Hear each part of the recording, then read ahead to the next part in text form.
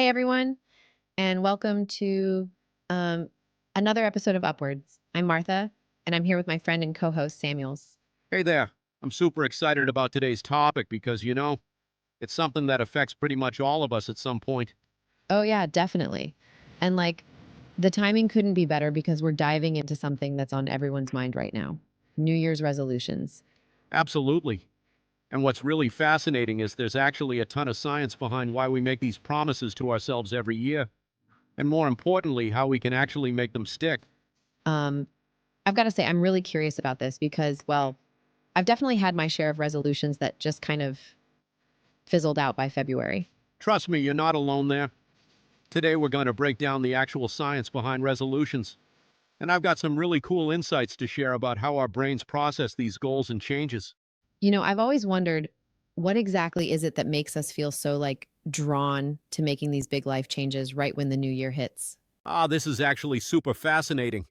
There's this really interesting phenomenon called the fresh start effect that researchers have identified. Basically, our brains are wired to view certain dates, like New Year's, birthdays, or even Mondays, as these natural reset points. Um, that's really interesting. So it's almost like we see these dates as clean slates. Exactly. You know how when you get a brand new notebook, there's this amazing feeling of possibility? It's kind of like that. Our brains literally treat these temporal landmarks, fancy way of saying specific dates, as opportunities to leave our past self behind and become our ideal self. Oh, wow. So there's actually a real psychological reason why January 1st feels so special. Absolutely. And here's what's really cool. This isn't just some modern trend. Our brains are literally hardwired to seek out these fresh start opportunities. It's tied to something called temporal self-discontinuity, where we actually view our future self as a different person. Oh my gosh, that's actually kind of mind-blowing. Is that why it feels so easy to make these big promises to ourselves at the start of the year? That's a huge part of it. And there's more. We also experience something called enhanced motivation during these fresh start moments. It's like our brain hits a mental reset button, and suddenly we feel more capable of tackling these big changes. The distance between who we are and who we want to become feels, well, more manageable somehow. So, here's what I don't get.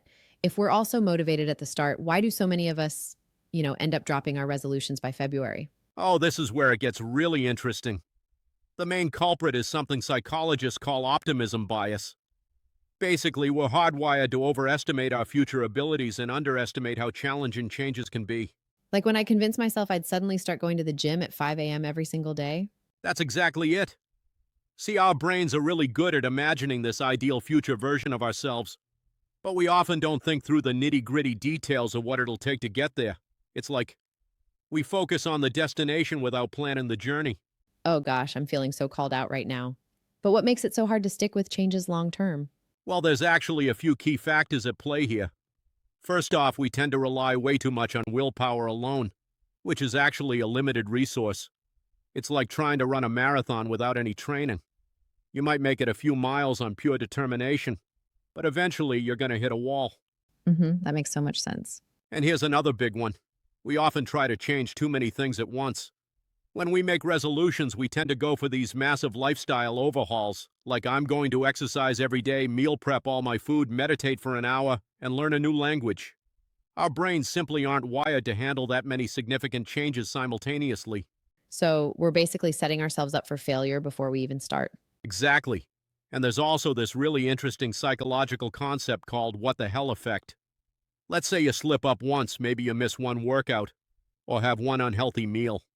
Instead of treating it as a minor setback, people often think, well, I've already messed up. What the hell? Might as well give up entirely.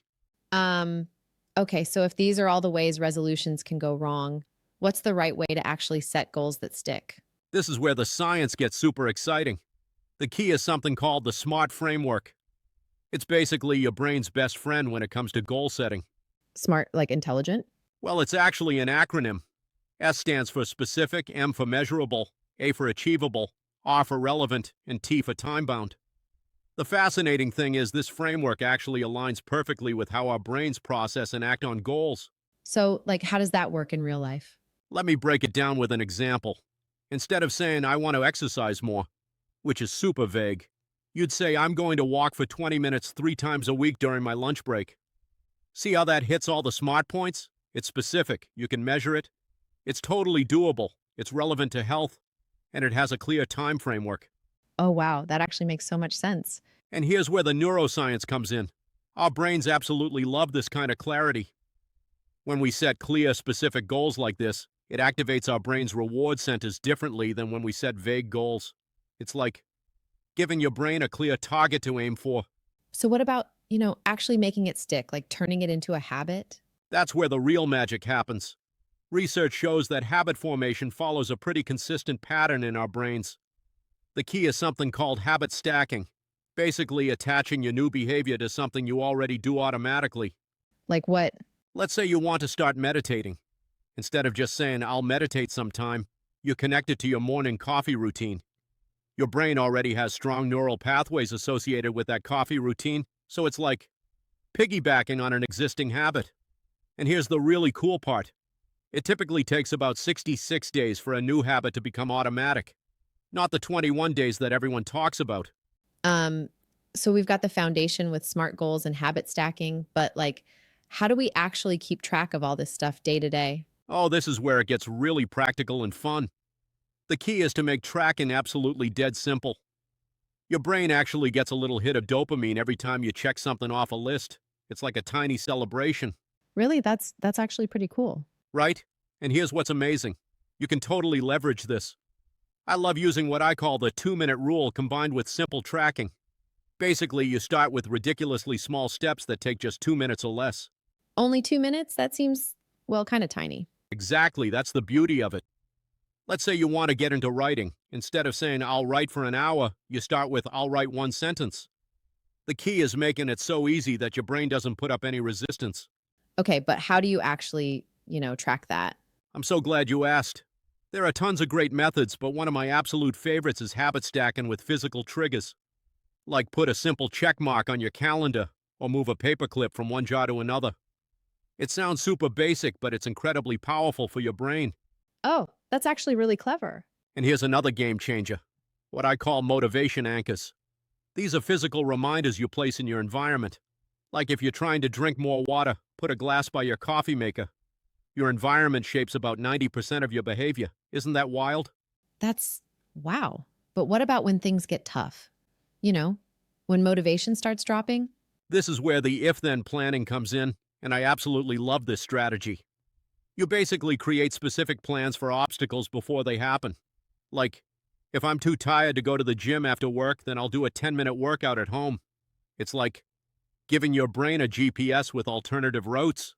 That actually sounds way more doable than just trying to power through. Exactly. And remember, progress isn't linear.